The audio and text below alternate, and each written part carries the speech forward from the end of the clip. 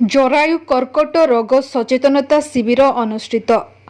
नवरंगपुर जिला तेंतुलीखुंटी ब्लॉक रे विश्व महिला दिवस पालन अवसर रे एसबीआई फाउंडेशन एवं रामजी फाउंडेशन पक्षरु तेंतुलीखुंटी ब्लॉक नुआ पुजारीगुड़ा ठारे स्त्री रोग विशेषज्ञ डाक्टर दिलीप कुमार दलईଙ୍କ तत्वावधान रे महिला मानक मध्यरे व्यापुथिबा जरायु कर्कट रोग संक्रांत रे एक सचेतनता शिविर अनुष्ठित होइथिला।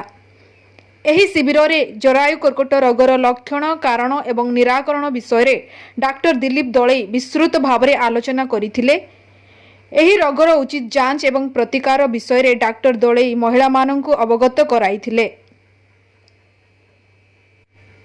एहार गुरुत्व विषय रे आलोचना करिथिले। उक्त सचेतनता कार्यक्रम रे नुआ पुजारी गुड़ा तथा 40 वर्षर ऊर्ध्व बहु महिला माने जोग देइथिबा बेले निकटस्थ अंगनवाड़ी कर्मी, आशा दीदी, वार्ड मेंबर समेत एसपीआई संजीविनी प्रकल्पर डाक्टर मनोज कुमार माझी, सयोजिका Namita Rashmi Suna, pilot Sujit Bhatra, nurse Rupashree Dangari, LT Biplab Rai उपस्थित रही एही कार्यक्रम को परिचालना करिथिले।